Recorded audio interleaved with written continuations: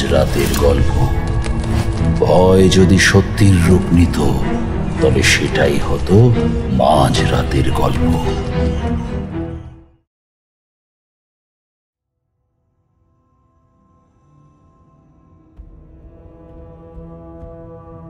নমস্কার বন্ধুরা, মাঝরাতের গল্প চ্যানেলে আমি শুভম আবারও হাজির হলাম তোমাদের জন্য নতুন একটি গল্প নিয়ে। আজ তোমরা শুনতে চলেছ লেখক সুকান্ত দাসের কলমে তারানাথতান্ত্রিক ফ্যানফিকশন তারানাথতান্ত্রিক ও সম্বলপুরের জলডোবা। আমরা আশাবাদী আমাদের আজকের গল্পটি তোমাদের ভীষণ ভালো লাগবে। আমাদের আজকের গল্প কেমন লাগছে কমেন্ট বক্সে কিন্তু কমেন্ট করতে একেবারেই ভুলবে না। গল্পটি ভালো লাগলে লাইক করবে এবং আমাদের চ্যানেল মাঝরাতের গল্পকে সাবস্ক্রাইব করে পাশে থাকা বেল আইকনটি অন করে দেবে, যাতে আমাদের চ্যানেলের সমস্ত গল্পের নোটিফিকেশান সবার আগে তোমাদের কাছে পৌঁছে যায়। আমাদের আজকের গল্পের সূত্র ধরে রয়েছি আমি শুভম। বিভিন্ন চরিত্রে রয়েছে দিব্যেন্দু, অঙ্কিতা, পৌতুষা, শুভজিৎ, রাহুল, অতনু, প্রিয়াংশু, দিগন্ত, শঙ্কর, দীপ্তদীপ, সূর্যশঙ্কর, দেবশ্রী। আমাদের আজকের গল্পের প্রচ্ছদ নির্মাণ করেছেন বৃষ্টি, আবহ সৃষ্টি করেছেন সাউন্ডস্কেপ। তাহলে চলুন আর বেশি দেরি না করে শুরু করছি আমাদের আজকের নিবেদন লেখক সুকান্ত দাসের কলমে তারানাথতান্ত্রিক ফ্যানফিকশন তারানাথতান্ত্রিক ও সম্বলপুরের জলডোবা।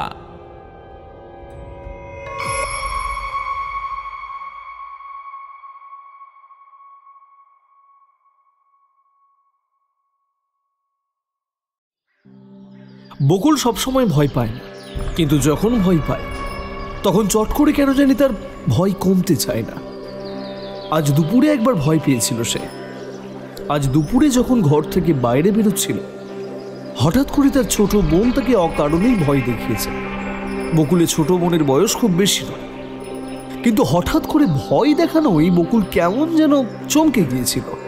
তার বোন হেসে বলেছিল, এই দেখো আবার ভয় পেয়ে গেছে। সত্যি দিদি তুই না? আচ্ছা, এই যে তোর রাতের বেলায় এত সাহস থাকে, অথচ দিনের বেলাতে এমন ভয় পেয়ে যাস কেন বলতো? আমি মোটেও ভয় পাইনি। তুই এমনভাবে হঠাৎই সামনে এসেছিস, তাই চমকে গেছি। যেন মনে হলো তুই না, তোর জায়গায় অন্য কেউ দাঁড়িয়ে আছে। আচ্ছা, আমাদের বাড়িতে তুই, আমি আর বাবা ছাড়া আর কে আসবে বলতো? তুই যে কেন মাঝে মাঝে থেকে থেকে এমন ভীতু হয়ে যাস কে জানে। আচ্ছা শোন, আজকে রাতে আমরা ডোবার কাছে যাব কিন্তু, ঠিক আছে? আজকে চাঁদ উঠবে। বাবা জানতে পারলে কিন্তু খুব বকবে। তোকে কতবার না বলেছি তুই এমন কাজ করবি না। ডোবার কাছে গিয়ে রাতের বেলায় চাঁদ দেখার মধ্যে কি আছে বলতো? ওসব তুই বুঝবি না দিদি। তুই রাতের বেলা কিন্তু মনে করে যাবি, আর আমিও যাব তোর সঙ্গে।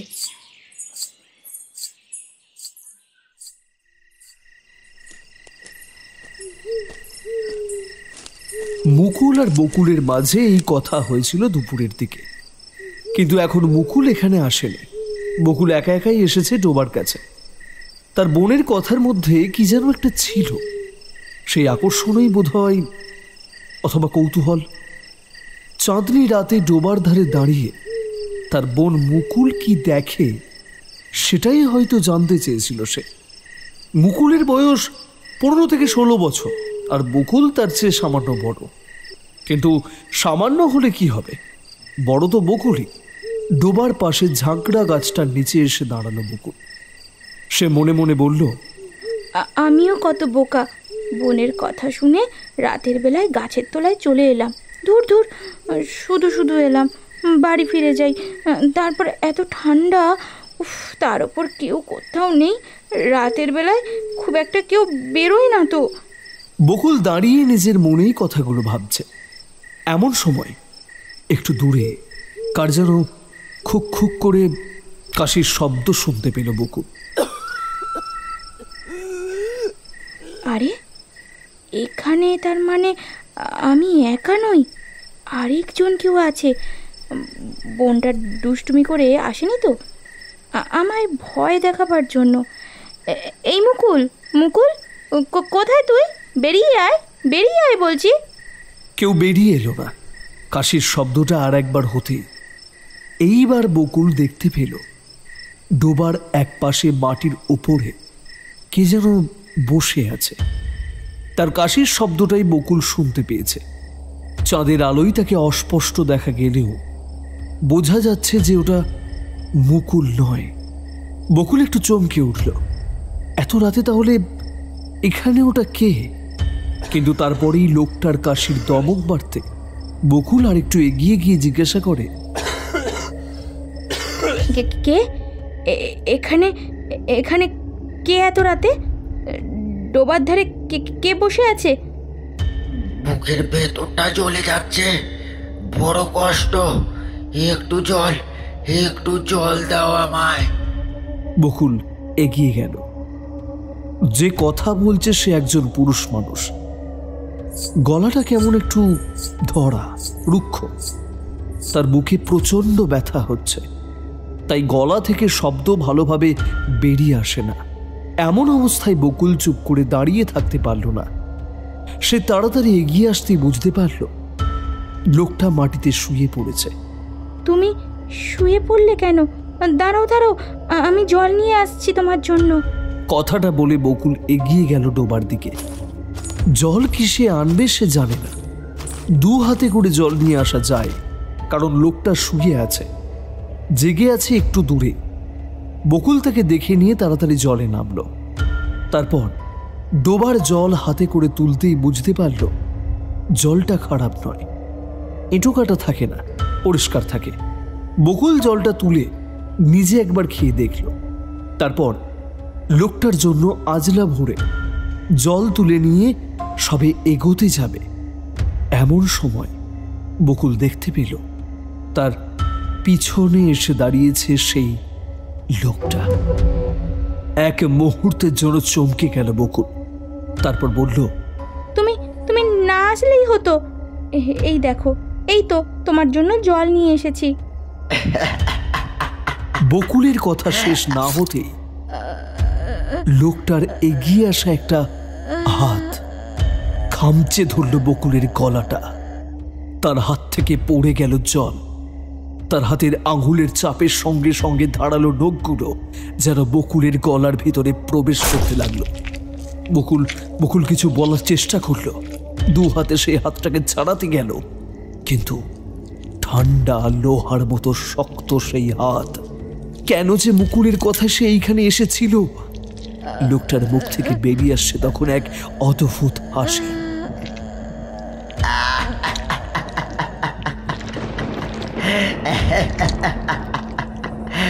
আমায় জল দিতে এসেছিল। আমায় যারা জল দিতে আসে তারা কেউ আর ফিরে যেতে পারে না। ওদের সবাইকে আমার কাছেই থাকতে হয়, বুঝলি? চাঁদনি রাতে এই জল ডোবার কাছে থাকি শুধু আমি।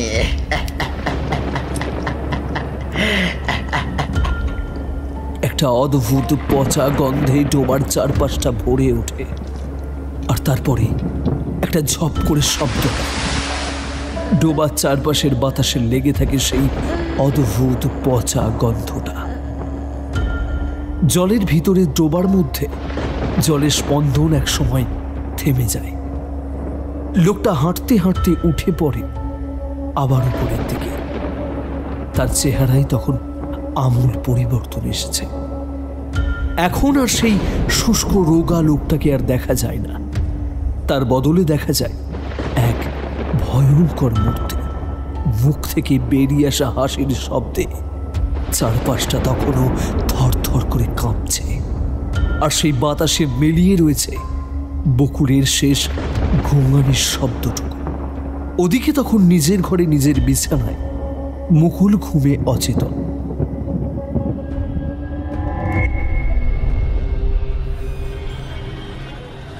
আজ তারানাথের বাড়িতে আসার সময় পথে যে এমন একটা ঘটনা ঘটবে সে কথা সত্যি বলতে ভাবতে পারি।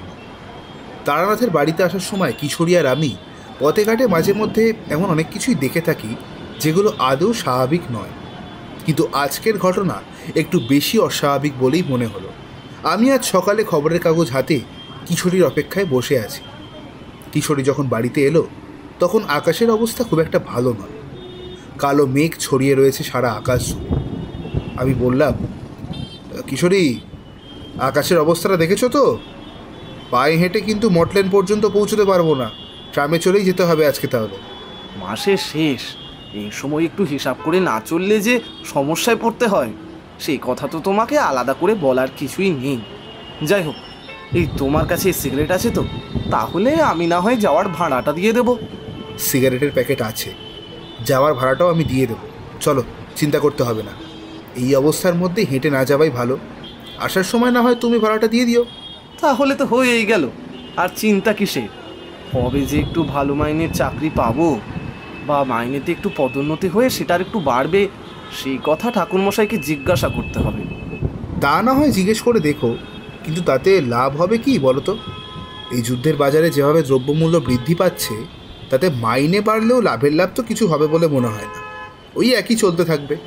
কবে দেখবে আমাদের মাইনের থেকে আমাদের পুরো মাসের খরচ দ্বিগুণ হয়ে গেছে তখন। আরে তার জন্যই তো এত কিছু, যুদ্ধের জন্য দ্রব্যমূল্য বাড়ছে সে কথা ঠিক, কিন্তু যুদ্ধটা হচ্ছে কেন? যুদ্ধের কারণও তো সেই একটাই জিনিস। মানুষ কেন যুদ্ধ করে সে কথা আমি আজ পর্যন্ত বুঝলাম না। যুদ্ধে সব থেকে বেশি সমস্যায় পড়তে হয় এই আমাদের মতো মানুষদের, যারা যুদ্ধেও যায় না আবার যুদ্ধও চায় না। অথচ যারা যুদ্ধ লাগায় কিংবা যুদ্ধ করে, ভেবে দেখো, তারা কিন্তু সবচেয়ে বড় বিপদের মধ্যে থাকলেও ক্ষতিটা কিন্তু আমাদের চেয়ে কমই হয়। কি ব্যাপার বলো তো? শুনেছিলাম তুমি বর্তমানে কিছু পত্রিকা পড়ার অভ্যেস ধরেছ। সে সমস্ত পড়ে এসব জানতে পারছো নাকি? কিশোরী আমার কথায় হেসে উঠল, তখন আর কিছু বলল না। আমরা পোশাক বদলে ছাতা হাতে নিয়ে বেরিয়ে পড়লাম রাস্তায়। আমরা বেরোতেই একটা ট্রাম পেয়ে গেলাম। ট্রামে উঠে কিশোরী আসল ব্যাপারটা খুলে বলল। পত্রিকাগুলো পড়তে শুরু করেছি সেই কথা মিথ্যে নয়, আসলে ভালোই লাগছে। কত রকম খবর পাওয়া যায়, দেশ বিদেশের খবর, আরও এমন অনেক কিছু থাকে যেগুলো খবরের কাগজে সহজে পাওয়া যায়।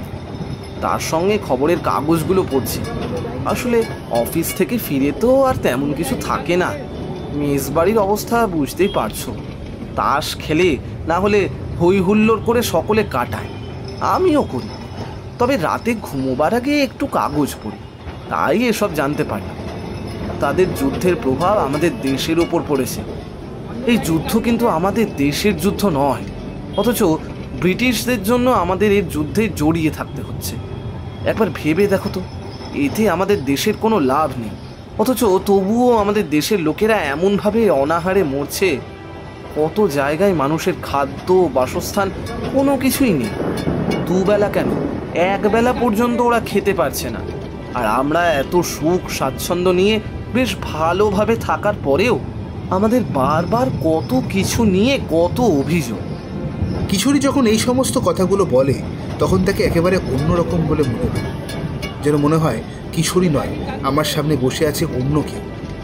জানি এগুলো বলার সময় কিশোরীর মন খারাপ হয়, তাই তার কাঁধের উপর হাত রেখে বললাম, কিশোরী, আমরা কলকাতার এক অফিসে চাকরি করা অতি সাধারণ মানুষ।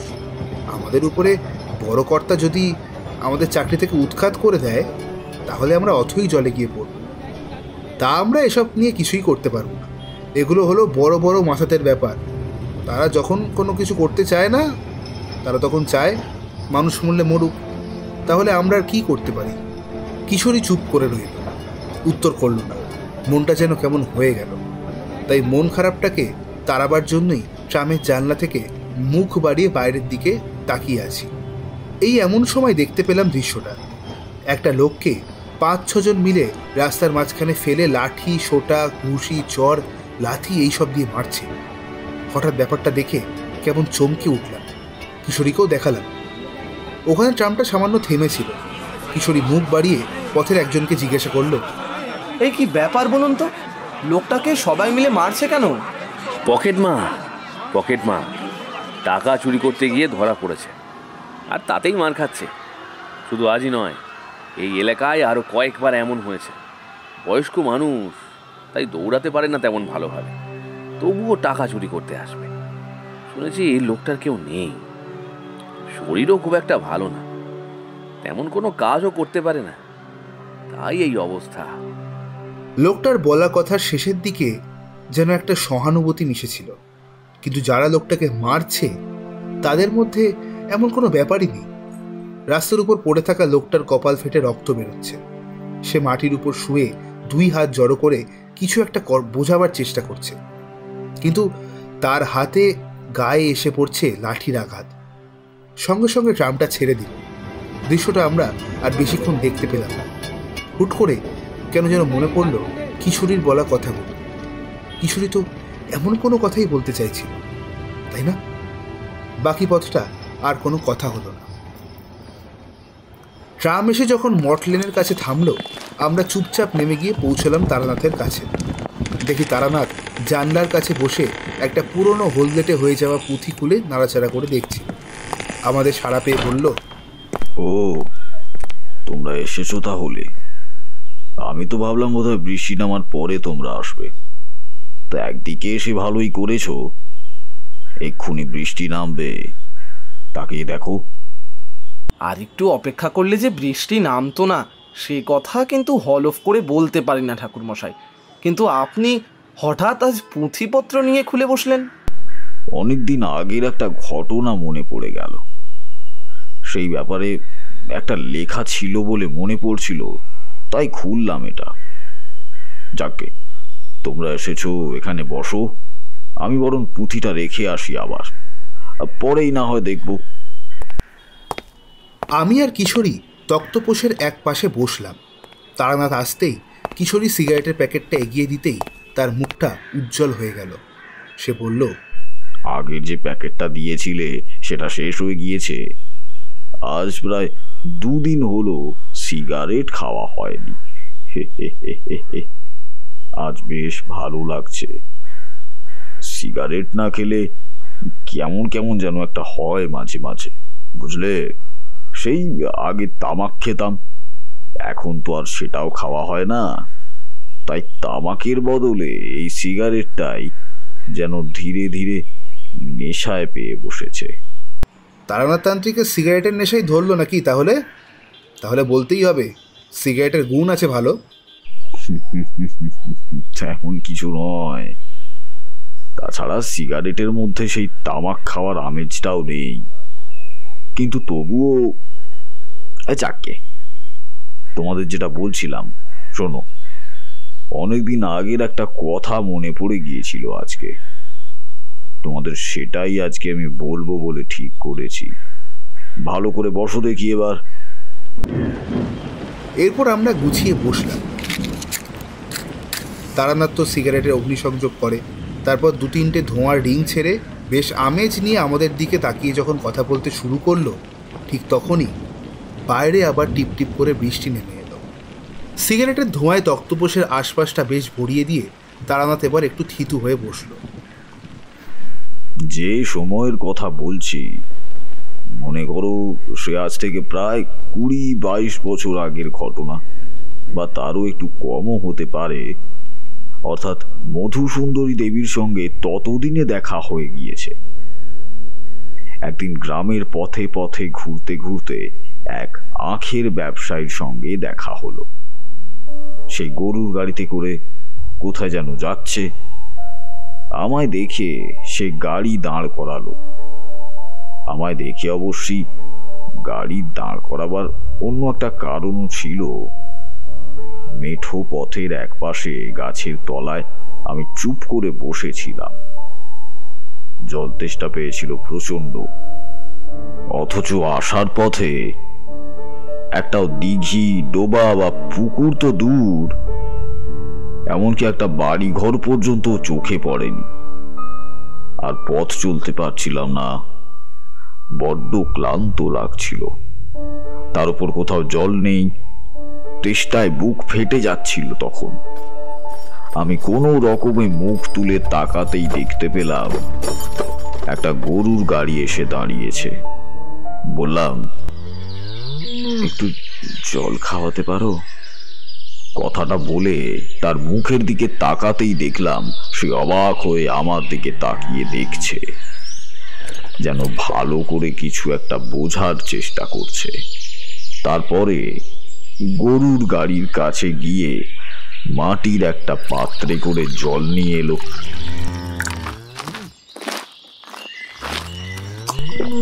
আমি জল খেয়ে তার দিকে তাকালাম। সে বলল, আপনার আশা হচ্ছে কোথা থেকে? যাবেন কোথায়? সব কথা তাকে খুলে বলার পরে সে বলল, কিছু মনে করবেন না, আসলে প্রায় ভর দুপুরে আপনি এখানে বসে এমনভাবে জলের জন্য বলছেন, তাই একটু অবাক হয়েছিলাম। আপনি আসুন, এই আমার গরুর গাড়িতে আসুন, আমার সঙ্গে চলুন, বিশ্রাম করে তারপর না হয় বেরিয়ে পড়বেন। আগে গৃহস্থের বাড়ি আমায় মানায় না, এই জঙ্গলেই আমি ভালো থাকি। তুমি আমায় সাহায্য করেছো, তার জন্য অনেক অনেক ধন্যবাদ তোমায়। না সাধু বাবা, আপনাকে সাহায্য করেছি সে না হয় ঠিক আছে, কিন্তু আপনাকে বাড়িতে নিয়ে যেতে চাইছি অন্য একটা কারণে। আপনি আমার সঙ্গে না গেলে বুঝতে পারবেন না, দয়া করে আমার সঙ্গে আসুন। তার কথা শুনে মনে কেমন যেন কৌতূহল হলো। এমন তো অনেকবারই ঘটেছে, সাহায্যের জন্য তারা আমাকে সঙ্গে করে নিয়ে গিয়েছে। এক্ষেত্রেও নিশ্চয়ই তেমনই কিছু হবে, কিন্তু তবুও মনটা যেন কেমন খচখচ করতে লাগলো। গিয়ে উঠলাম তার গরুর গাড়িতে। আখের গুড় দিয়ে অনেকটা জল, ছোলা এবং সবার শেষে কলা খেলাম। আসলে গাড়িতে খাবার বলতে এই সবই ছিল।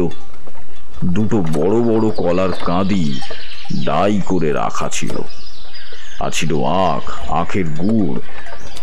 গাড়িতে চলতে চলতে গদাধর বলল, আমি ব্যবসায়ী মানুষ সাধু বাবা, এ সমস্ত জিনিসপত্র হাটে হাটে কেনাবেচা করে থাকি। সেই হাটের মধ্যেই গিয়েছিলাম, কিছু জিনিস ফাঁকা হয়েছে, বাকি সব কিছু নিয়ে বাড়ি ফিরছি। আজ বাড়িতেই থাকবো, কাল সকালে আবার বেরোবো। কাল সকালে যখন যাব তখন আপনাকে নিয়ে যাব। কিন্তু বিপদটা কি বলো তো গদাধর? একটা যে সমস্যা হয়েছে সেটা তো বেশ বুঝতে পারছি। গদাধর আমার দিকে মুখ তুলে তাকালো না, সে সামনেই তাকিয়ে রইল। গরুর গাড়ি চলেছে, গাড়োয়ান নিজের মতো গাড়ি চালাচ্ছে। বাইরে কড়া রোদ, আর তার মাঝে গাড়ির ভিতরে ছায়ায় বসে আখের গুড় ভেজানো ঠান্ডা জল খেতে খেতে আমার মন বেশ চাঙ্গা হয়ে উঠল। গদাধর তখন বলল, আমার মেয়েটা সাধু বাবা, আমার বড় মেয়েটা মাত্র মাস খানেক আগে মারা গিয়েছে। ছোট মেয়েটাও কেমন যেন করে, মাঝে মাঝে আমাকে বাইরে বাইরে থাকতে হয় নানা কাছে। দিনের বেলা তাও মনে হয় ঠিক আছে, কিন্তু রাতের বেলা মেয়েটা ভয় পায়। ও কি ওর দিদিকে দেখতে পায় তার সামনে? তার উপর আমাদের গ্রামের সেই জলডোবার কাছেই সে মারা গিয়েছিল। তবে কি ওই জলডোবায় ওকে দেখতে পায়? জলডোবা? এরকম নাম কেন? হ্যাঁ সাধু বাবা, আমাদের ওই জলডোবাকে নিয়ে অনেক গল্প আছে। আসলে গ্রামের শেষের দিকে আছে একটা ছোট্ট ডোবা। ছোট হলেও সেটা বেশ গভীর। গ্রামের লোকেরা চট করে ওখানে নামে না, প্রয়োজন হলে কেউ কেউ যায় মাছ ধরতে, তবে সন্ধ্যের পর আর নয়। জায়গাটা এমনিতেই ফাঁকা, তার উপর ওইখানে নাকি অনেক কিছু ঘটেছে। আমাদের গ্রামে একজন ছিল, তার নাম সতীচরণ। শেষ বয়সে তার একটা অদ্ভুত রোগ দেখা যায়। তার সারা শরীর খসখসে হয়ে যেত, মাঝে মাঝে চুলকানি হয়। তখন সতীচরণ দু হাতে নিজের শরীর চুলকাতে চুলকাতে নখের আঁচড়ে রক্ত বেরিয়ে যেত, আর একবার রক্ত বেরিয়ে পড়লে তার গোটা শরীর জ্বালা করত। তখন সতীচরণ ছুটে গিয়ে নামতো ওই ডোবার জলে। একমাত্র ওইভাবেই নাকি সে শান্তি পেত। তার ওই রোগটা দেখা দিলে তখন তার গলা জ্বলতে থাকতো। শেষটায় জলে নেমে সে জলে দাঁড়িয়ে দাঁড়িয়ে জল খেত। আমাদের গ্রামের কবিরাজ বহুবার চেষ্টা করেছিল সতীনাথের এই রোগ নিরাময় করে দেওয়ার, কিন্তু সে কিছুই করতে পারল না। একসময় সেও হাল ছেড়ে দেয়। অন্য গ্রামের ভালো কবিরাজের কথা বললেও সেখানেও একটা সমস্যা ছিল। কি সমস্যা? সতীনাথ ছিল একা মানুষ, তার পরিবার বলতে কেউ ছিল না। সতীনাথ বিয়ে করেনি। মার বাবা মারা যাওয়ার পর সে একাই থাকত। শেষের দিকে জমি জমা বাড়িঘর সমস্ত বিক্রি করে দিয়ে সে পথে পথে ঘুরে বেড়াতো। একসময় সেই বিক্রিবাট্টা টাকা সমস্ত শেষ করে ফেলে। তারপরে গ্রামের শেষের দিকে গাছের তলায় সংসার পেতে বসেছিল। সংসার বলতে একটা ছেঁড়া কম্বল আর টুকিটাকি কিছু জিনিসপত্র, বুঝতেই পারছেন। তারপর আসলে যে কি হয়েছিল সে কথা আমরা ভালো করে বলতে পারি না। আসলে যে ঘটনা তখন ঘটেছিল তখন আমাদের বয়স অনেক কম, আজ থেকে অনেক বছর আগের কথা। তবে মাঝে মধ্যে ওই শেষের পথের দিকে কেউ গেলে নাকি শুনতে পেত সতীনাথের চিৎকার। সতীনাথ চিৎকার করে বলছে, আমায় জল দিয়ে যা, জল দিয়ে যা আমায়। জলের জন্য চিৎকার করতো? সাধু বাবা, আমার বাবাও একবার ওখানে গিয়েছিল। গিয়ে যা দেখেছিল তা দেখার পর সে কিন্তু ভীষণ ভয় পেয়েছিল। সবচেয়ে আশ্চর্যের কথা, সতীনাথ কবে মারা গেছে সে কথা কেউ জানতো না। হঠাৎ করে সে মারা পড়েছিল, অথচ অনেকে নাকি সে মারা পড়ার পরেও ওই চিৎকার শুনতে পেয়েছে ওই ডোবার ধার থেকে। ভারী আশ্চর্যের ঘটনা। তোমার বাবা কিছু একটা দেখেছিল বলে বলছো? তোমার বাবা কি দেখেছিল? আমার বাবা কিছু একটা দেখেছিল, সে কথা আমায় ছোটবেলায় বলেছিল। ঠিক ভালোভাবে মনে নেই, তবে যেটুকু মনে পড়ে আমার বাবাও এই এমন হাটের ব্যাপারীদের সঙ্গে কারবার করত। গ্রামে ঢুকতে গেলে সেই ডোবার কাছাকাছি একটা পথ দিয়ে ঢুকতে হয়। ডোবাটা সেই পথের দিকেই পড়ে। একটু দূরে হলেও চাঁদের আলোয় ভালোভাবেই দেখা যায়। বাবা রাতের বেলা সেই পথ দিয়ে ফিরতে ফিরতে দেখতে পেল সেই ডোবার জলের কাছে পাড়ের উপর দাঁড়িয়ে সতীনাথ দু হাত তুলে চিৎকার করছে, জল চাইছে। আর সেই চিৎকার, সে বিভৎস চিৎকার, ওই চিৎকার শুনে কেউ তাকে সাহায্য করা দূরে থাকুক, তাকে ভয় পেয়ে পালিয়ে যায়। কিন্তু বাবা গাড়ি থামিয়ে থমকে দাঁড়িয়েছিল নাকি, কারণ ইচ্ছে না হলেও বাবা নাকি কি এক অমোঘ টানে নেমে গিয়েছিল গাড়ি থেকে। অনেকক্ষণ পর যখন বাবা ফিরে আসে তখন বাবার চোখ মুখ লাল হয়ে গেছে, নিঃশ্বাস ঘন ঘন পড়ছে। সে তাড়াতাড়ি গাড়িতে উঠে এসে গাড়ি চালাতে বলেছিল গারোয়ানকে। এরপর 3 দিন ধরে জ্বরে পড়েছিল বাবা। মাঝে মাঝে জ্বরের ঘোরে ভুল বকছিল। মাঝে মাঝেই নাকি বাবা বলে উঠত,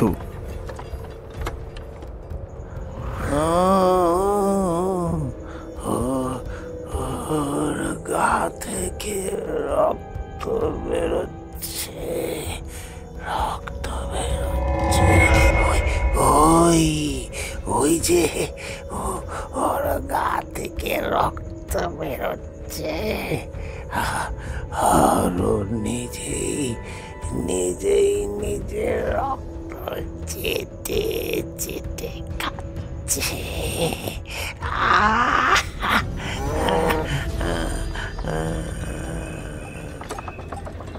এই সমস্ত অদ্ভুত ভয়ঙ্কর কথাবার্তা বাবার মুখে শুনতে পেতাম।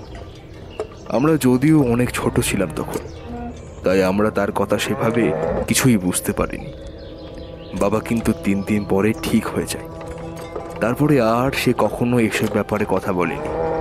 সাধু বাবা, এই ঘটনা কয়েকদিনের পরে যখন ওই ডোবার ধারে সতীনাথের মৃতদেহটাকে পচা গলা অবস্থায় পাওয়া যায়, তখন বোঝা যায় কম করে সপ্তাহ 2 আগে তার মৃত্যু হয়েছে। গরুর গাড়ির গাড়োয়ান এতক্ষণ সব কিছু শুনছিল। টানা পথটা শেষ হয়ে গিয়েছে বুঝতে পারলাম। আসলে এই পথটা এমন ভাবে সোজা হয়ে চলে গেছে অনেক দূর পর্যন্ত, যার আশেপাশে কোনো বসতি নেই। আমার একটা সামান্য ভুল হয়েছিল। এই পথেই আমি এসেছিলাম, অথচ ডান দিকে ওই নিচু পথটা দিয়ে যে গ্রামে পৌঁছানো যেতে পারে সেটা আমি ভাবিনি। আমি সোজা চলে গিয়েছিলাম। ডাইনের পথটায় নামলো ওরা। তারপর গাড়ির গাড়োয়ান বলল, আগে দিনের রাইতে কখনোই ডোবার পাড়ে যাওয়া ঠিক নয় বাবু মশাই। অনেকেই রাতে ডোবার জল ব্যবহার করতে গিয়ে দেখেছে ওই সতীনাথকে। সাধু বাবা, মাধব ঠিকই বলেছে। আর সবার শেষে তাকে দেখেছে আমার বড় মেয়েটা, আমার বড় মেয়ে বকুল। বকুলকে ওই ডোবার মধ্যেই মরে ভেসে থাকতে দেখেছিলাম আমি। এতক্ষণ ধরে গদাধরের মুখে কথাটা শুনে আমি চমকে উঠলাম। এতক্ষণ সে যা বলছিল তাতে কিন্তু এমন কিছু মনে হয়নি। কথা শেষ করে সে চোখের জল মুছল। বুঝতে পারলাম মেয়ের শোক তার মনের মধ্যে এখনো রয়েছে। আমি তাকে বললাম, তোমার মেয়ে বকুল ওই ডোবার ধারে কেন গেল? আর নিশ্চয়ই রাতের বেলা ঘটনাটা ঘটেছে। সত্যি বলতে এই ব্যাপারে সব থেকে ভালো বলতে পারবে আমার মেয়ে মুকুল। তার সঙ্গে আপনি কথা বললে বুঝতে পারবেন। কিন্তু বকুল যে কেন রাতের বেলা সেখানে গেল তা আমি নিজেও বুঝতে পারি না। ওখানে এখনো সতীনাথের মৃত আত্মা রয়েছে। রাতের বেলা সে পথিকদের বিভ্রান্ত করে ডেকে নিয়ে যাওয়ার চেষ্টা করে সেই ডোবার ধারে, আর তারপর সুযোগ পেলেই ডোবার জলে ডুবিয়ে মারে। এর আগেও মেরেছে, এবার আমার মেয়েটাকেও মারলো। গঙ্গাধর যেমন তাড়াতাড়ি করে কথা বলছিল তেমনি হঠাৎ করে চুপ করে গেল, আর কোনো কথা বলল না। গ্রামের কাছাকাছি এসে পড়েছি আমরা। আর একটু এগিয়ে গিয়ে এক জায়গায় গাড়ি থামালো গাড়োয়ান। তারপর হাত তুলে দেখালো একদিকে। তাকিয়ে দেখি পথের পাশে ছোট বড় ঝোপগুলো পেরিয়ে বড় বড় কয়েকটা নারকেল সুপারি গাছের সারি পেরিয়ে এগিয়ে গেলে দেখা যায় খানিকটা ফাঁকা জায়গা, আর সেইখানেই একটু জল দেখা যাচ্ছে যেন। তার পাড়েও কয়েকটা বড় বড় গাছ। ঠিক সেইখানেই দেখা যাচ্ছে ডোবাটাকে। গাড়োয়ান আস্তে আস্তে বলল, এখন এমন হয়েছে সাধু বাবা, আমরা দিনের বেলাতেও এইখানে আসতে ভয় পাই, অথচ বাবুর মেয়ে রাতের বেলা এখানে চলে এলো। আপনি চলুন, আপনাদের গ্রামে পৌঁছে দিয়ে আমায় আবার বেরোতে হবে। আমার কাজ এখনো অনেক বাকি আছে বাবু মশাই। ডোবার দিকে আমি তাকিয়েই রইলাম দূর থেকে। কিছু কিছু জায়গা থাকে যা দেখলেই বোঝা যায় এইখানে কিছু অদ্ভুত একটা ব্যাপার রয়েছে। সেখান থেকে ডোবার দিকে তাকাতেই আমার সেটাই মনে হলো। যেন মনে হলো দিনের বেলা রোদের আলোর মাঝেও কোথাও যেন একটু অন্ধকার চারপাশে ছড়িয়ে রয়েছে। সেটা আমি ধরতে পারছি না। পিছন থেকে গদাধরের চিৎকার ভেসে এলো, সাধু বাবা, আপনি উঠে আসুন। বাড়িতে মুকুল রান্নাবান্না করে বসে রয়েছে। পৌঁছে খাওয়া দাওয়া করে বিকেলের দিকে না হয় এই সমস্ত কিছু দেখবেন।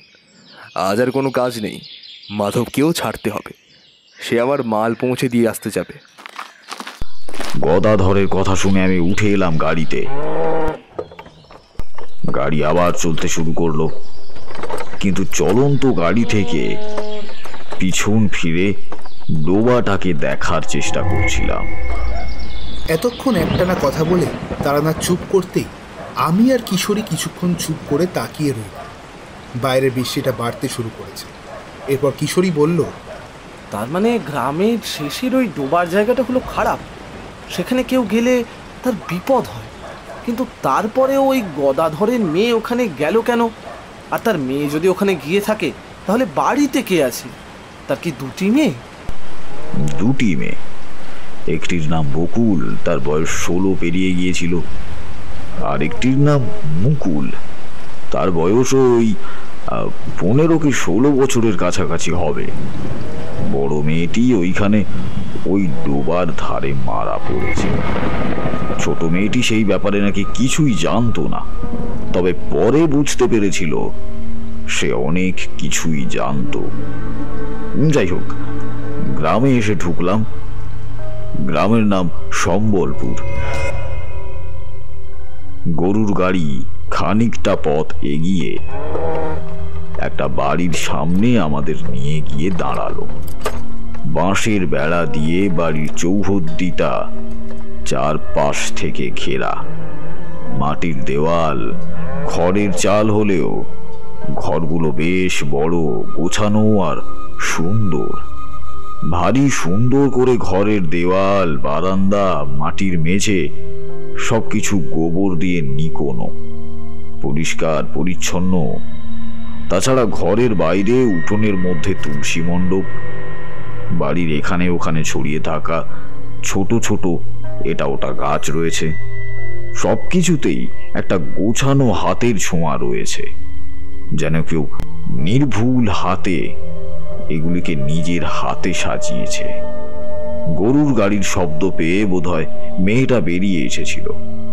আমাদের দেখেই সঙ্গে সঙ্গে লজ্জায় ঘরের কোনায় সরে গিয়ে ঘোমটা টেনে আমার পায়ে হাত দিয়ে প্রণাম করলো। তারপর বলল, উনি উনি কে বাবা? উনি তোমার সঙ্গে এসেছেন? ইনি হলেন সাধু বাবা, আমার পরিচিত। এবার তোমার সঙ্গে দিদির ব্যাপারে কথা বলবে। তুমি তো দিদির ব্যাপারে কাউকেই কিছু বলতে চাও না। সাধু বাবাকে বলো, সাধু বাবা অনেক কিছু জানে। বুঝতে পারলাম তার মুখের হাসিটা মুহূর্তের মধ্যেই মিলিয়ে গেল। সে তারপর ঘরের ভিতরের দিকে চলে গেল। আমি আর গদাধরও গেলাম ঘরের ভিতর।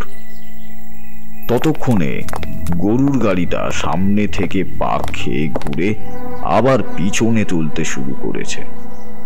তার বাড়ির মধ্যে ঢোকার সঙ্গে সঙ্গেই একটা ব্যাপার আমি বুঝতে পারলাম। এই বাড়ির চারপাশে এমন কিছু কালো ছায়া ছড়িয়ে রয়েছে যেগুলো আসলেই ভালো নয়। পরে জেনেছিলাম গদাধরের বড় মেয়ের নাম বকুল, ছোট মেয়ের নাম মুকুল। তাহলে বকুলের মৃত্যুর পর মুকুলের কি কোনো ভয় আছে?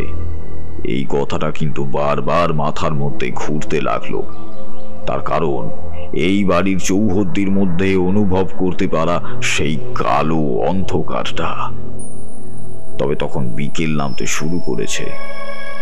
স্বাভাবিকভাবেই প্রকৃতিতেও একটা অন্ধকার বিরাজমান। ভেতর থেকে গদাধর বলল, সাধু বাবা, আপনি হাত মুখ ধুয়ে নিন। মুকুল আপনাকে খেতে দিয়ে দিচ্ছে। খাওয়া দাওয়া সেরে তারপর আপনার সঙ্গে আলোচনা করব। আমি কোনো উত্তর দিলাম না, কারণ ততক্ষণে মনে হচ্ছিল যেন বাড়ির উত্তর দিকের বাঁশের বেড়াটা ঘেঁষে কেউ দাঁড়িয়ে আছে। তবে তাকে এই আলোতে দেখা সম্ভব নয়। আমরা যখন গদাধরের বাড়িতে এসেছি তখন দুপুর পেরিয়ে বিকেল হব হব করছে। গদাধর ছোট মেয়ে মুকুল আর আমাদের খেতে দিল, কিন্তু সে একবারও আমার খুব কাছাকাছি এলো না, বা তার মাথার থেকে ঘোমটাটাও সরালো না। গ্রামের দিকে তখনকার সময় বিবাহিত কিংবা অবিবাহিত সকল মেয়েরাই অন্যদের সামনে মাথায় ঘোমটা ব্যবহার করত। এটা আমি এর আগেও নানান গ্রামে ঘুরতে ঘুরতে দেখেছি, তাই মুকুলের ক্ষেত্রেও সেটা স্বাভাবিক ছিল। কিন্তু আমার যেন মনে হচ্ছিল সে কিছু একটা আমার থেকে আড়াল করতে চাইছে। খাওয়া দাওয়া শেষ করে আমরা গিয়ে বসলাম গদাধরের ঘরের যে বিছানা পাতা ছিল সেইখানে। হেলান দিয়ে আমরা দুজনে বসলাম। গদাধর তামাকের ব্যবস্থা করে দিল আমায়, কিন্তু তামাক আর গড়গড়ায় কটা লম্বা টান দিয়ে আমি বললাম,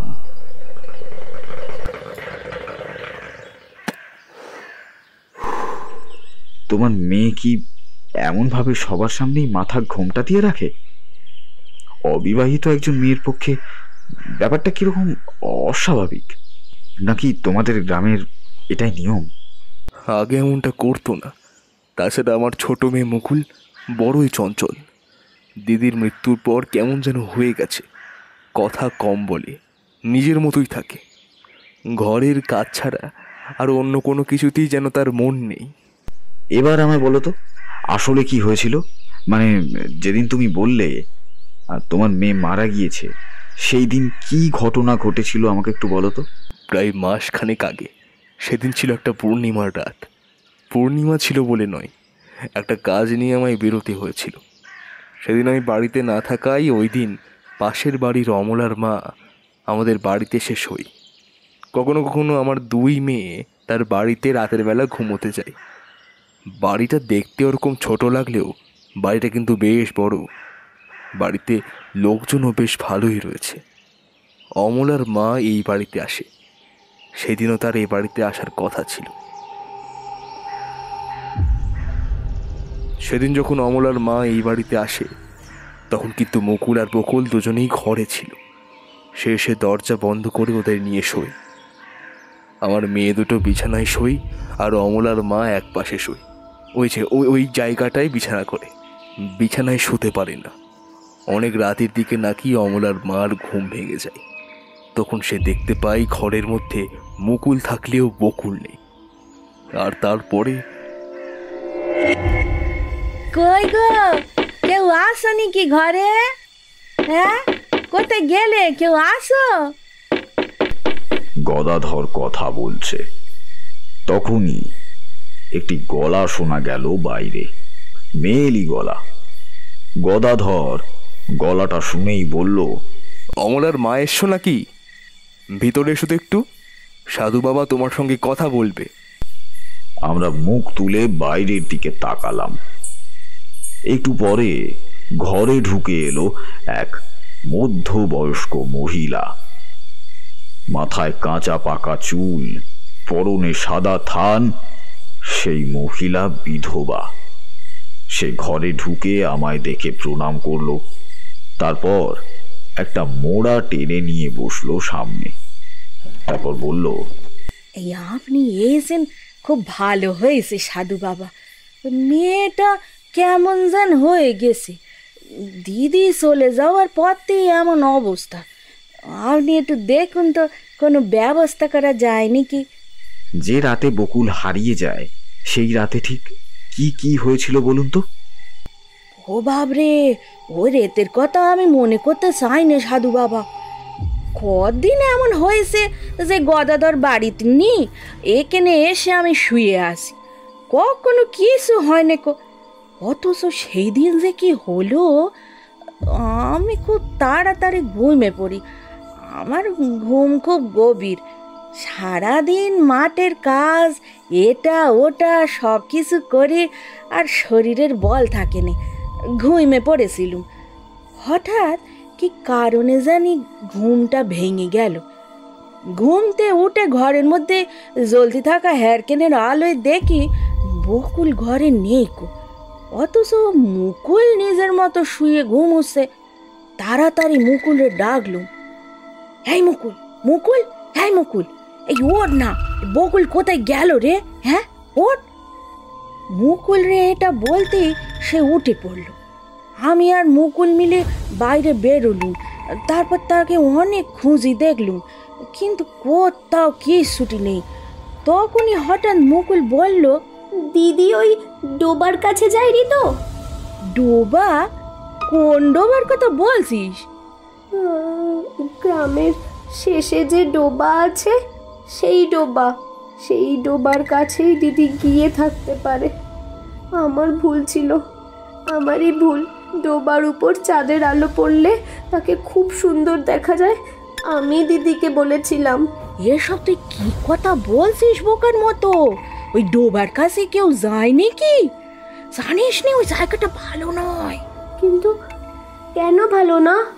ওরে ওরে ওরে, ওই ডোবা ভালো নয় রে, ভালো নয়। ওই ডোবার নাম তো আর এমনি এমনি জল ডোবার জায়গা হয়নি। ওইখানে ওইখানে জল ডোবার প্রেত আছে। মুকুল আমার কথা শুনে অবাক হয়ে গেল। এর আগে হয়তো এসব কথা ওরা শোনে নেকো। তাছাড়া গদাধর এসব ব্যাপারে ওদের সঙ্গে কথা বলতো নেকো। ছোট দুটো মেয়ে একা একা বাড়ির মধ্যে থাকে সারাদিন, তাই ওদের এসব কথা বলে ভয় দেখানোর কোনো মানে হয় নেকো। আমিও জানতুম, এমনকি অনেকেই আমারে বলছিল কখনো ভয়ের কোনো কথা না বলতি। এখন মনে হয় ওদের বলে দিলেই ভালো হতো। অন্তত এই জল ডোবার কথাটা যদি বলতাম, তাহলে হয়তো বকুলটা আমার ওই সময় ওখানে যেত না। সাধু বাবা তারপর থেকে এমন হয়ে গেল, আর কোনো কথা ভালোভাবে বলে না। আপনি একবার কথা বলে দেখবেন মুকুলের সঙ্গে। আমি বুঝতে পারছিলাম ব্যাপারটা কি হয়েছে। একটা প্রচন্ড ভয় মুকুলকে এমন ভাবে গ্রাস করেছে যে তার এই পরিস্থিতি করে দিয়েছে। কিন্তু একই সঙ্গে আবার মনে হচ্ছিল মুকুল এমন একটা কিছু জানে যেটা অন্য কেউ জানে না। কিন্তু সেটা কি? সেটা কি বকুলের মৃত্যুর ব্যাপার? যদি মুকুল জেনেই থাকতো তাহলে তো সে কথা অনেক আগেই বলে দিত। সবকিছু কেমন যেন রহস্যময় লাগছিল। অমলার মা আরো কিছুক্ষণ মুকুল বকুল সেই জলডোবা এসব ব্যাপারে কথাবার্তা বলে সেখান থেকে চলে গেলেন। গদাধরও কি একটা কাজে ঘর থেকে বেরিয়ে গিয়েছিল। আমি একাই বসে আছি। এমন সময় দরজার কাছে একটা পায়ের শব্দ শুনলাম। মুখ তুলে দেখি মুকুল এসে দাঁড়িয়েছে। তার মুখটা এখনো কাপড়ের ঘোমটাতেই ঢাকা। আমি তাকে বললাম, কিছু বলবে মুকুল? মুকুল ঘরে ঢুকলো। হঠাৎ নিজের হাতেই দরজাটা বন্ধ করে দিল। তারপর যখন ঘোমটাটা সরালো তখন দেখলাম তার চোখে জল, যেন প্রচন্ড একটা কষ্ট তার মনের ভেতরে রয়েছে, কিন্তু সেটা সে প্রকাশ করতে পারছে না। চোখের কোণ বেয়ে জল নেমে আসছে। আমার দিদি আমার জন্য মারা গেছে সাধু বাবা। ওই ডোবার ধারে তাকে আমি যেতে বলেছিলাম। বিশ্বাস করুন সাধু বাবা, আমি জানতাম না যে ওই ডোবার কাছে এমন কিছু আছে।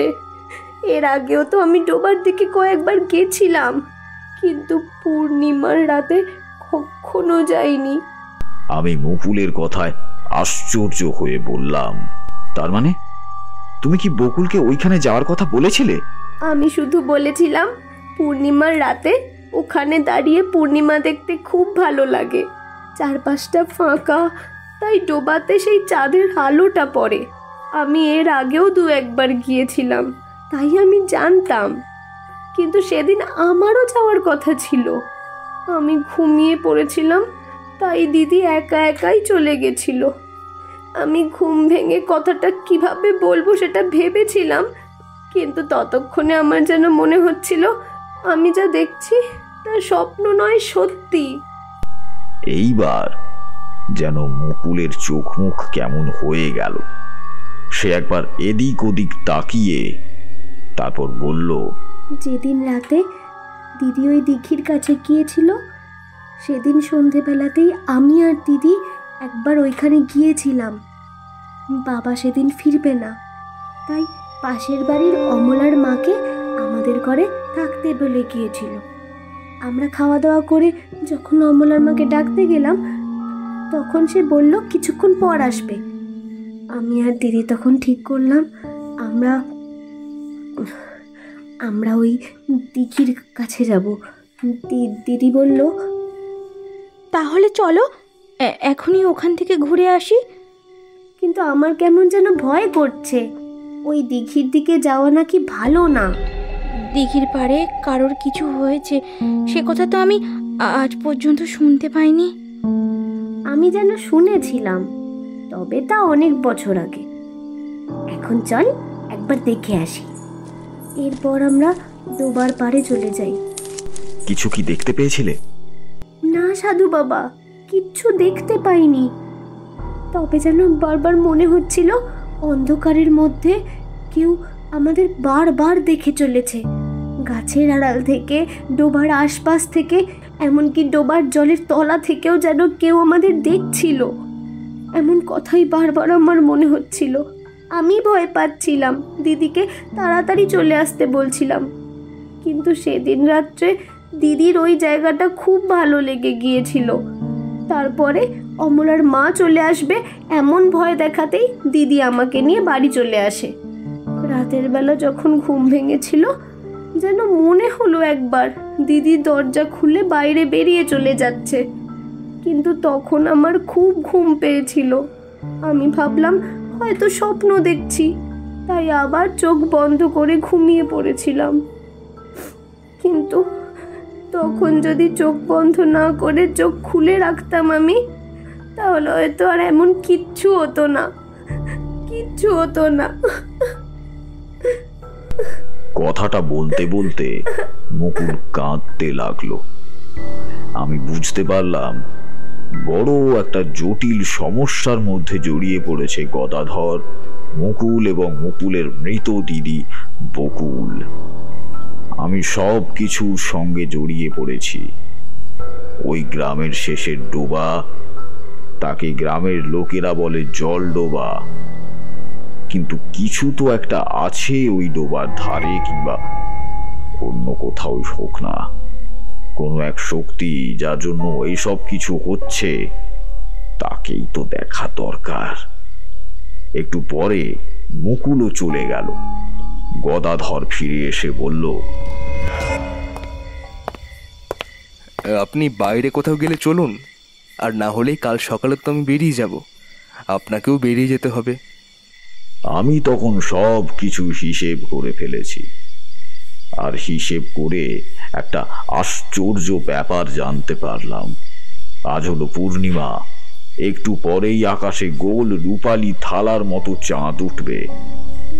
তাই গদাধরকে বললাম, শোনো, আজ হলো পূর্ণিমা, জলডোবার কাছে যদি কিছু হয়ে থাকে তাহলে সেটা আজকে আবার হবে।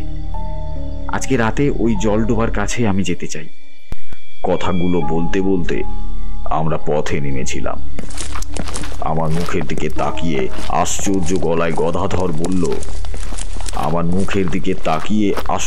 গলায় গদাধর বলল, সত্যি আশ্চর্য সাধু বাবা, সব কিছু মিলে যাচ্ছে।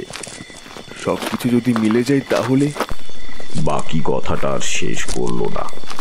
আমি অন্যমস্ক ছিলাম, তাই বললাম, আমার মনে হয় যে সতীনাথের কথা তুমি বলছো, সেই সতীনাথ সত্যি সত্যি জলডোবার প্রেত হয়ে গিয়েছে, আর সেই কারণেই তোমার মেয়েটাকে সে মেরেছে।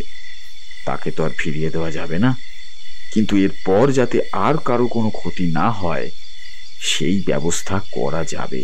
তাই করুন সাধু বাবা, আমার মেয়েটাকে তো আর বাঁচাতে পারবো না, যদি আর কাউকে বাঁচাতে পারি। কিন্তু রাত না হলে তো সেখানে গিয়ে লাভ নেই, কেননা রাত না হওয়া অবধি তো তার দেখা পাওয়া যাবে না। এরপর আমরা আশপাশটা খানিকটা ঘুরে আবার বাড়ি ফিরে এলাম। মনে মনে হিসেব করে রাখলাম, রাতে খাওয়া দাওয়া করে একটু পরে আমি আর গদাধর মিলে বেরিয়ে আসব ওই ডোবার কাছে। বাইরের বৃষ্টিটা মুষলধারে এসেছিল, তার ছাট এসে লাগছিল বলে আমরা তক্তপোষের উপর বসা অবস্থায় কিছুটা পিছিয়ে গিয়েছিলাম। এতক্ষণ ধরে তারানাথ আরেকটা সিগারেট বার করে ধরালো। কিশোরী বলল, তার মানে আপনি আর গদাধর মিলে সেই জলডোবার কাছে পূর্ণিমার রাতের বেলা গেলেন, কিন্তু এত কিছু যে হলো তারপর আপনার ভয় করলো না? মানে আপনার কিংবা গদাধরের যদি কোনো বিপদ হয়ে যায়?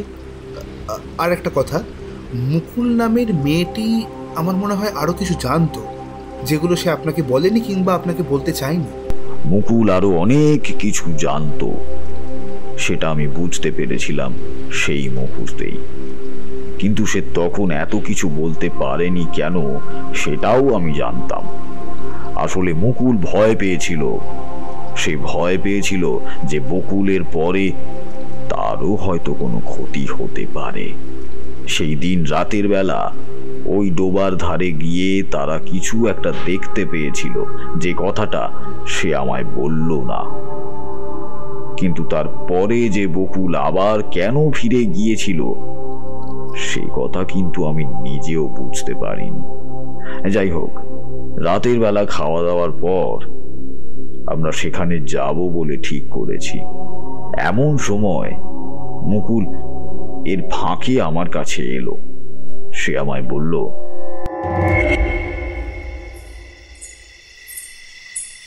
আমার কি হয়েছিল তা আমি জানি না, কিন্তু কেন জানি না বারবার মনে হচ্ছিল কে যেন আমায় ডাকছে। আমি জানি মুকুল, তুমি অনেক কিছুই জানো, কিন্তু সে কথা তুমি আমাদের বলতে চাইছো না। চিন্তা নেই, আমি তোমায় জোর করব না। তোমার দিদির মৃত্যুতে তুমি যে ধাক্কা খেয়েছো তা আমি নিজেও ভালোভাবে বুঝতে পারছি। তবে তোমায় এইটুকুই বলতে পারি, যদি আমার দ্বারা সম্ভব হয় তাহলে জলডোবাকে আমি আজই অশুভ শক্তির হাত থেকে মুক্ত করে ফেলব। মুকুল আর কিছু বলল না। কিছুক্ষণ চুপ করে দাঁড়িয়ে সে চলে গেল। কারণ ততক্ষণে গঙ্গাধরের পায়ের শব্দ শুনতে পেয়েছিলাম। একটা ব্যাপার বুঝতে পারলাম, গদাধরের সঙ্গে মুকুলের সম্পর্ক কোনো কারণে বোধহয় ভাঙন ধরেছে। আমরা একটু পরে বেরিয়ে পড়লাম সেই জলডোবার উদ্দেশ্যে। গোটা আকাশটা চাঁদের আলোয় ঝলমল করে উঠছে, আর সেই আলো বিচ্ছুরিত হয়ে পড়ছে পৃথিবীর বুকে। আমরা গ্রামের পথ ধরে হেঁটে চলেছি। সেই পথ ফাঁকা, অন্ধকার। রাস্তার দুপাশে থাকা বাড়িঘরগুলো যেন ঠিক খেলনা পুতুলের মতো চুপ করে দাঁড়িয়ে আছে। ঝিঝি পোকার ডাক শোনা যাচ্ছে মাঝে মাঝে। ঠান্ডা হাওয়ায় নানা রকম শব্দ এবং গন্ধ ভেসে আসছে। বহু দূর থেকে কারা যেন গান বাজনা করছে বলে মনে হলো। তাদের শব্দ ভেসে আসছে। ব্যাপারটা বুঝতে পেরে গদাধর বলে উঠল, গ্রামের ওই দিকেও একটা বসতি রয়েছে, সেখানে বেশিরভাগ গরিব লোকদের বাস। ডোবার একদম ওপারে সাঁওতাল বসতি রয়েছে। ওই রাতের বেলা ওরা গান বাজনা করে মাঝে মাঝে, তাদেরই শব্দ ভেসে আসছে। আমি অবাক হলাম। এক দল মানুষ রাতের অন্ধকারে গান বাজনা করে, আনন্দ উল্লাস করে, আর এদিকে আমি আর গদাধর এখন বেরিয়েছি বিপদের সম্মুখীন হতে। আসলে সবকিছু এতই অবিশ্বাস্য, এত অনিশ্চিত আমাদের জীবনে, তা বলে বোঝানো যায় না। বাড়ি ছেড়ে বেরিয়েছিলাম, গ্রামের পথে পথে ঘুরে ঘুরে এখানে ওখানে আশ্রয় নিচ্ছিলাম। গদাধরের সঙ্গে গরুর গাড়িতে করে এখানে না এলেই হয়তো ভালো হতো। কথাটা ভাবতেই বিদ্যুতের চমকের মতো একটা কথা মনে পড়ে গেল। আমি সোজা তাকালাম গঙ্গাধরের মুখের দিকে। তার মুখে কোনো অভিব্যক্তি নেই। সে হয়তো কিছু ভাবছে, কিন্তু তাছাড়া আর কিচ্ছু বোঝা যাচ্ছে না। আরো একটু এগোতেই জায়গাটির প্রায় কাছাকাছি গিয়ে গদাধর পথটা দেখিয়ে দিল। গ্রামের পথ থেকে খানিকটা নেমে ঝোপঝাড়ের মধ্যে দিয়ে পথটা চলে গিয়েছে। আমি আর গদাধর ততক্ষণে নিচে নেমে এলাম। ঠিক তখনই শুনতে পেলাম একটু দূরে জঙ্গলের মধ্যে কোথায় যেন খচখচ করে শব্দ হলো। গঙ্গাধর বলতে লাগলো, সাধু বাবা, একটা কথা আপনাকে বলা হয়নি। আপনাকে ওই গ্রামের পথে প্রথম যখন দেখেছিলাম, যখন আপনি জল চাইছিলেন, তখনই আমি বুঝতে পেরেছিলাম ওই লোকটা ঠিকই বলেছিল। কোন লোক? আর বলবেন না, বকুলের মৃত্যুর পর তো আমরা সম্পূর্ণ ভেঙে পড়েছিলাম, কিন্তু 2 সপ্তাহ আগে আমাদের বাড়িতে একটা লোক এসেছিল। তখন প্রায় সন্ধে হয়ে গেছে। তার বয়স 25-26 বছরের বেশি হবে বলে মনে হয় না। সাধারণ পোশাক পরা, হাতে একটা লম্বা গাছের ডাল। সে বাড়িতে ঢুকে উঠানের কাছে কি যেন করছিল। তাকে প্রথম মুকুল দেখতে পাই। মুকুলই লোকটার সঙ্গে কথা বলছিল। পরে আমি তাকে দেখে এগোতেই সেই লোকটা আমায় বলল,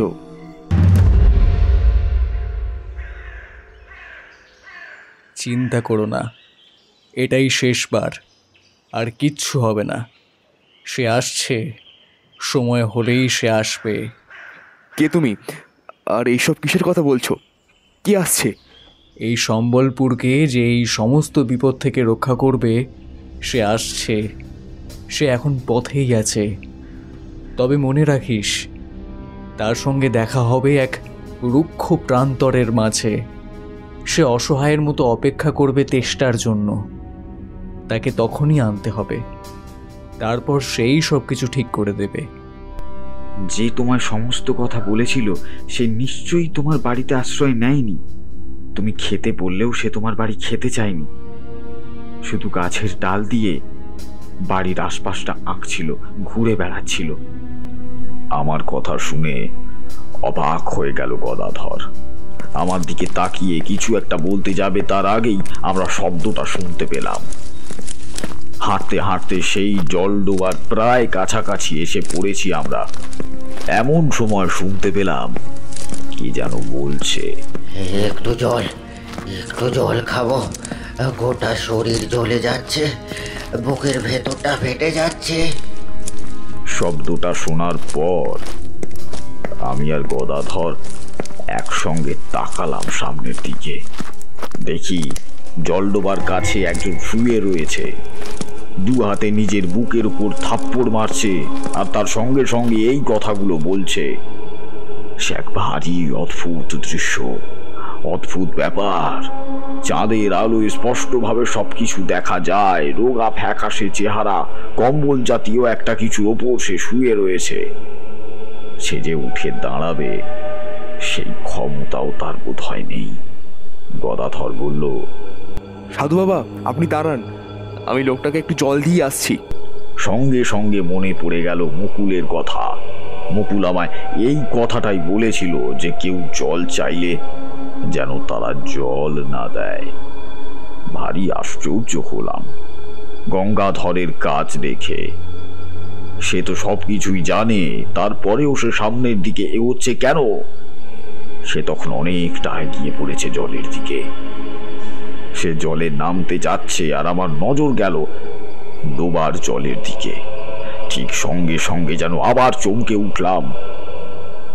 ডোবার জলের ঠিক মাঝখানে জলের ভেতর থেকে মাথা তুলে দাঁড়িয়েছে যেন কে একটা। সে এক দৃষ্টিতে আমাদের দিকেই তাকিয়ে দেখছে।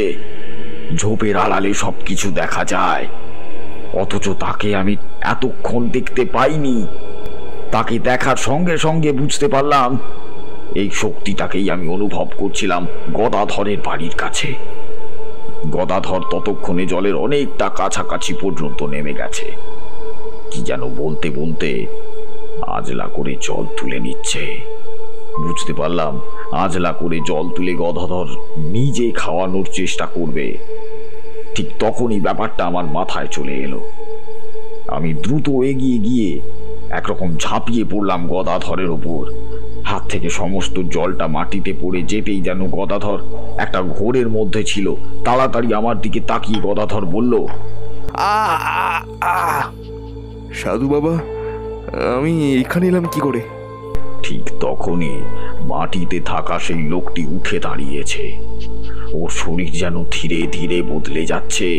বিভৎস দর্শন অশরীরী দেখতে পাচ্ছি আমরা জলের কাছে।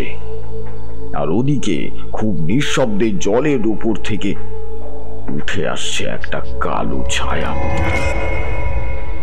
মুহূর্তের মধ্যেই একটা ব্যাপার নিশ্চিত করতে পারলাম, এই ডোবার কাছে একটা নয়, দুটো অশুভ শক্তি রয়েছে। দুটো অশুভ শক্তি? কিন্তু সতীনাথ তো একাই মারা গিয়েছিল ডোবার ধারে। তাহলে? তখন সেসব কথা আমার মাথায় ছিল না। আসার সময় এক দেহ বন্ধনটা করে আসা উচিত ছিল, কিন্তু কোনো কারণে হয়তো সেটা করা হয়নি। আমি তাড়াতাড়ি গঙ্গাধরকে নিয়ে ডোবা ছেড়ে ওপরে উঠে এলাম। ততক্ষণে ডোবার উপরে ভেসে থাকা সেই বিভৎস মূর্তিটা হাসছে আর বলছে, চাল খেলি না, চাল খেলি না কেন? চাল খেলেই তো হয়েছে তো, কিন্তু তবু বাঁচতে পারবি না তোরা। এখান থেকে তোরা বেঁচে ফিরতে পারবি না।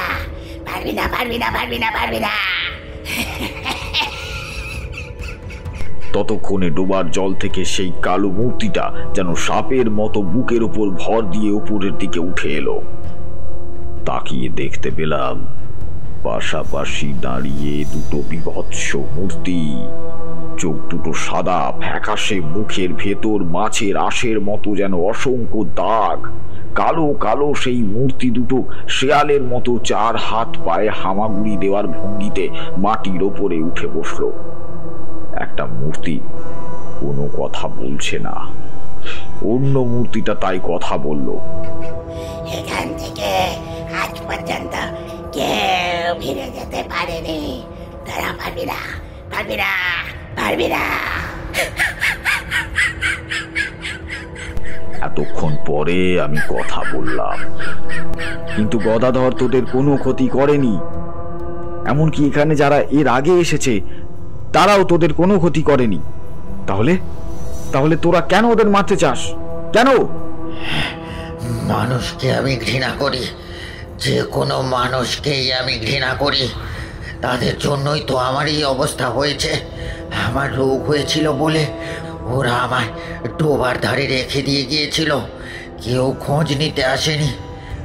প্রথম মাঝে মধ্যে 2-1 এসে এটা ওটা দিয়ে যেত, তারপর কেউ এলো না। একদিন সাপের কামড় খেলাম, সাপের কামড় খেয়ে সেই অবস্থাতেই এইখানে পড়ে রইলাম। কিন্তু ভাবলাম মরলেই বোধহয় সব ঠিক হয়ে যাবে, কিন্তু মৃত্যুর পরেও যন্ত্রণা গেল না। গোটা শরীর যেন পুড়ে যাচ্ছে, রক্তে যেন সবসময় জ্বালা পোড়া করতে থাকে। কথাটা বলতে বলতে তার সেই কালো শরীরটা বদলে একটা মানুষের শরীর হয়ে গেল, আর দেখতে পেলাম একটা গোটা শরীরে চাকা চাকা দাগ। 2 হাতে লম্বা নখ দিয়ে সে সেই চাকা চাকা দাগের উপর চুলকোতেই রক্ত, পুঁজ সব কিছু যেন একসাথে বেরিয়ে আসতে লাগলো। সে এক ভয়ঙ্কর বিভৎস অবস্থা। আমি তাকাতে পারলাম না। গদাধর পর্যন্ত মুখ ফিরিয়ে দিল। এইভাবে ঠেকেছি আমি, কেউ আসেনি, কেউ আমার সাহায্য করার জন্য এখানে আসেনি। এক পূর্ণিমা রাতে আমি মরেছিলাম, আমার দেহটা কাঠ হয়ে পড়েছিল এইখানে। তখন ওই জল ডোবার মাঝখান থেকে কেউ একটা এসে আমার শরীরে প্রবেশ করে। এতক্ষণ পরে আমরা তাকালাম পাশের সেই মূর্তিটার দিকে। তাকেও দেখতে অনেকটা একই রকম, কিন্তু তার মুখে কোনো শব্দ নেই। একটা অদ্ভুত ঘরে আওয়াজ শুধু বেরিয়ে আসছে তার মুখ থেকে। আমরা কোনো কিছু বুঝে ওঠার আগেই সে যেন সর করে জলে নেমে গেল। আর তারপরেই বুঝতে পারলাম আমাদের চারপাশে একটা অদ্ভুত গন্ধ ছড়িয়ে পড়েছে, অশুভ গন্ধ। গদাধর ততক্ষণে ভয় পেয়ে গেছে। সে প্রায় কাঁপা কাঁপা গলায় বলল, সাধু বাবা, আর এখানে থাকা যাবে না, চলুন এখান থেকে, না হলে কিন্তু আমরা বিপদে পড়ে যাব। চলুন এখান থেকে। এখান থেকে চলে গেলে হবে না গদাধর, আবার পূর্ণিমার রাতে কেউ না কেউ বিপদে পড়বেই। যেভাবেই হোক ওদের এখান থেকে উদ্ধার করতেই হবে। এই গ্রামের কারো কোনো ক্ষতি হোক আমি তা চাই না। আমার দেহটা জলের তলাতে রয়েছে, জলের তলা থেকে আমার দেহটা তুলে এনে তারপরে আমাকে মুক্ত করতে পারবে, কিন্তু এই কাজ করতে হবে এই গ্রামের কাউকে। আর একবার জলে নেমে আমাকে তুলতে গেলে কিন্তু ও সহজে ছাড়বে না। বুঝতে পারলাম ব্যাপারটা সমস্যার। তাছাড়া মৃতদেহটা তুলতে হবে রাতের মধ্যে, আজ রাতের মধ্যেই। তাই আমি গদাধরকে বললাম, দেখো গদাধর, পূর্ণিমার রাতেই গ্রামের কাউকে সতীনাথের মৃতদেহটা তুলে এনে তার অন্ত্যেষ্টি ক্রিয়া করতে হবে, তাহলেই ওর আত্মা মুক্তি পাবে। আজ রাতে আমি এখানে আছি, আজ রাতেই যদি তুমি কাজটা করতে পারো তাহলে সব থেকে ভালো হয়। কিন্তু কিন্তু আপনি এইমাত্র দেখতে পেলেন যে ওই জলের মধ্যে কিছু একটা আছে, তাহলে তাহলে তার মধ্যে আমি যাব কি করে? যতক্ষণ না তুমি ভয় পাবে ততক্ষণ ওরা তোমার কোনো ক্ষতি করতে পারবে না। এরা অতি নিম্ন স্তরের প্রেতাত্মা, এদের ক্ষমতা তেমন কিছু নেই। যতক্ষণ না তুমি ভয় পাবে ততক্ষণ পর্যন্ত ওরা তোমাকে স্পর্শও করতে পারবে না। তুমি ভয় না পেলেই হলো। গদাধর যে ভয় পাচ্ছে তা বেশ বুঝতে পারছিলাম, কিন্তু আমি নামলে হবে না। যে গ্রামের লোকেদের উপর এত রোষ, সেই গ্রামের লোককেই এই কাজ করতে হবে। তাছাড়া এখানে তো আমি আর একটানা থাকতে পারবো না, তাই চোখের সামনে সবকিছু শেষ করে যাওয়াটাই ভালো। গদাধরকে একসময় রাজি করালাম, সে জলে নামলো। জলের উপর দাঁড়িয়ে সেই বিভৎস মূর্তিটা এখন বদলে গেছে। তার বদলে সতীনাথের সেই ক্ষত বিক্ষত শরীরটা দেখা যাচ্ছে সেখানে। ওপর থেকে বলতে লাগলো কোথায় তার শরীরটা রয়েছে, আর গদাধর আস্তে আস্তে ঠিক সেই জায়গাতে গিয়ে জলে একবার ডুব দিল। যখন গদাধর উঠল তখন দেখতে পেলাম তার হাতের মধ্যে ধরা রয়েছে একটি নর কঙ্কালের মাথা। গদাধর ভয়ে ঠক ঠক করে কাঁপছে। সেই অবস্থায় সে চোখ বুজে বিড়বিড় করতে করতে এগিয়ে আসছে পাড়ের দিকে। সে একটু এগিয়ে আসতেই তখনই জলের তলা থেকে উঠে এলো সেই কালো বিভৎস মূর্তিটা। একবার সে আমার দিকে তাকিয়েই এক হাতে গদাধরের গলাটা চেপে ধরে তাকে জলের ভিতরে ডুবিয়ে দিল। হতভম্ব হয়ে গেলাম আমি। এ কি হলো? তোমাকে উদ্ধার করার জন্যই তো গদাধর নেমেছিল, তাহলে তুমি তাকে আটকাচ্ছ কেন? ওটা আমি নয়, জল ডোবার মাঝে যে থাকে ওটা হলো সে। গদাধর নিশ্চয়ই ভয় পেয়েছে, ভয় না পেলে ও কাউকে স্পর্শ পর্যন্ত করতে পারে না। এইবার আমি কি করব কিছুই বুঝতে পারছিলাম না। গদাধর বেশিক্ষণ জলের তলায় থাকলে যে তার বিপদ হতে পারে সেটাও বেশ বেশ বুঝতে পারছিলাম, কিন্তু আর কিছু করার নেই। কথাটা বুঝতে পেরে কিছু করতে যাব এমন সময় দেখি ডোবার অপর প্রান্ত থেকে কে একজন জলের মধ্যে ঝাঁপিয়ে পড়ল। দ্রুত সাঁতার কেটে এগিয়ে এলো ঠিক যেখানটায় ওরা ডুবেছে সেইখানটায়। আর তারপরে একটা অভাবনীয় দৃশ্য দেখতে পেলাম। জলের ওপর উঠে এসেছে গদাধর। তার এক হাতে ধরা রয়েছে তখনও সেই নর কঙ্কালটা, কিন্তু ওটা কে গঙ্গাধরের পাশে জলের উপরে যে ভেসে রয়েছে? সেটা অন্য কেউ নয়, সে মুকুল, গদাধরের মেয়ে। সে হাঁ করে হাঁপাচ্ছে। কোনো রকমে জলের থেকে সে যখন উঠে এগিয়ে এলো ততক্ষণে আমার পিছন থেকে সতীনাথের সেই মূর্তিটাও উধাও হয়ে গিয়েছে। গদাধর জ্ঞান হারিয়েছিল। সে ডোবার পাড়ে এসে শুয়ে পড়ল। ওই কঙ্কালটাকে রাখা হলো এক পাশে। সেই নরকঙ্কাল এখন শুধুই নরকঙ্কালই, আর কিছুই নয়। ভাগ্যিস আর কোনো অংশ এখনো ভেঙে পড়েনি। মুকুল হাঁ করে হাঁপাচ্ছে। আমি তার দিকে এগোতেই আর একটা দৃশ্য দেখে আমার পা থেমে গেল। মুকুলের দুই চোখ মণিহীন ফ্যাকাশে। অন্য কোনো একটা অপশক্তি প্রবেশ করেছে তার মধ্যে। কিছু বুঝে ওঠার আগেই মুকুলের শরীরটা একবার থরথর করে কেঁপে উঠল। তারপর যা দেখতে পেলাম, তার হাঁ করা মুখের ভেতর থেকে একটা কালো ধোঁয়া বাইরে বেরিয়ে এসে হাওয়ায় যেন কোথাও মিলিয়ে গেল। একটানা এতগুলো কথা বলে তারানাথ একটু চুপ করল। আমি আর কিশোরী ঊর্ধ্বশ্বাসে অপেক্ষা করছি। গল্পটা যদিও প্রায় শেষ হয়ে গেছে বলেই মনে হচ্ছে। একটু চুপ করে থেকে তারানাথ আবার বলল, সে রাতে গঙ্গাধরের জ্ঞান ফেরাতে অনেক সময় লেগেছিল। তারপর যখন জ্ঞান আসে তখন আর তাদের কোনো কিছু বলতে না দিয়েই আগেই উঠে সেই কঙ্কালটাকে তুলে নিয়ে আসে। সে রাতেই গ্রামের লোক জড়ো করে গ্রামের শ্মশানেই সেই নরকঙ্কালটাকে পুড়িয়ে দেওয়া হয়। যখন বাড়ি ফিরছি তখন প্রায় ভোর হয়ে গিয়েছে।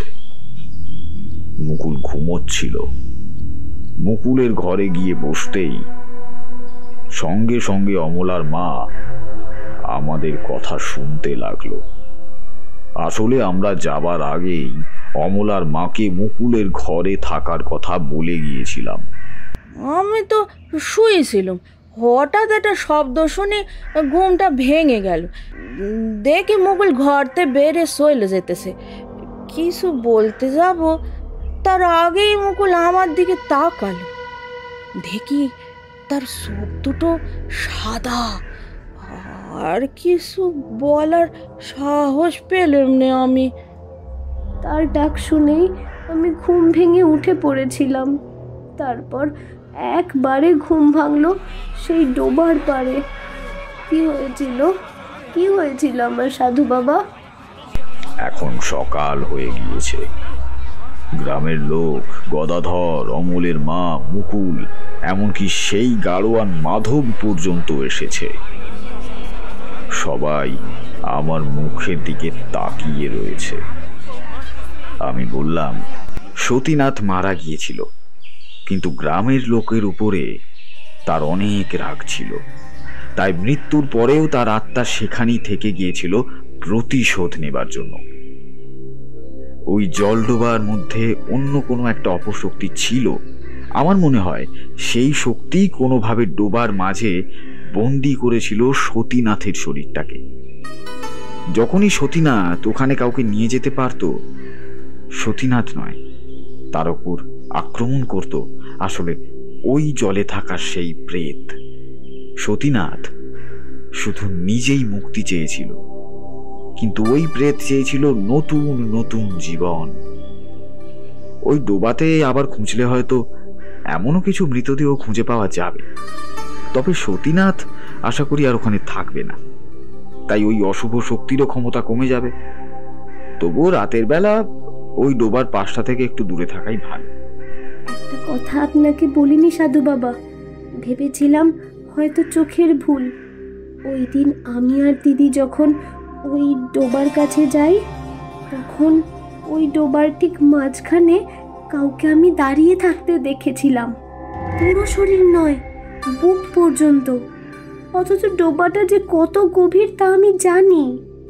মানুষের চেয়েও 3 গুণ লম্বা। মানুষের পক্ষে ওইখানে অমনভাবে দাঁড়িয়ে থাকা তা তো সহজ ব্যাপার নয়। মুকুলের কথায় আমি হেসে উঠলাম, তার মাথায় হাত রেখেছিলাম। তারপর আমি সেখান থেকে বিদায় নিয়ে বাড়ি ফিরে আসি। গল্প শেষ হয়েছে। বুঝতে পেরে আমরা এবার উঠে পড়লাম। বাইরের বৃষ্টিটা কমে এসেছে। কিশোরী বলল, মানুষ আজকাল বড় অমানবিক হয়ে গেছে ঠাকুরমশাই। নিজের চোখের সামনে তো আমরা দেখতে পেলাম, আবার আপনি যে গল্প বললেন তাতেও। কিন্তু এই গল্পের মধ্যে এমন কি আছে যে আপনি সেটা পুঁথিতে খুঁজছিলেন? আসলে গ্রামের লোকেরা শুধু সতীনাথের প্রেতের কথাই জানতো। আসলে যে প্রেত ওই ডোবার মধ্যে রয়েছে তার কথা কেউ জানতো না। অমন প্রেতের ব্যাপারে আমিও খুব কমই জানতে পেরেছিলাম।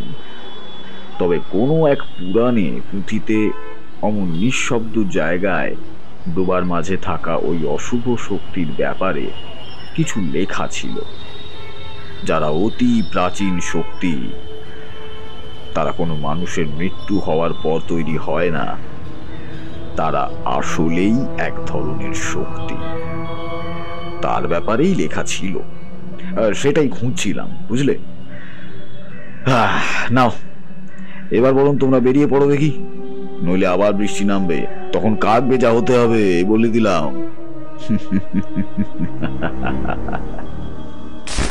আমরা বেরিয়ে পড়লাম। তবে মাথার মধ্যে ঘুরতে লাগলো সম্বলপুর গ্রামের সেই পুরনো ডোবার মাঝে থাকা সেই অদ্ভুত অপশক্তির কথা। সেটা কে, তাই তো জানা হলো না।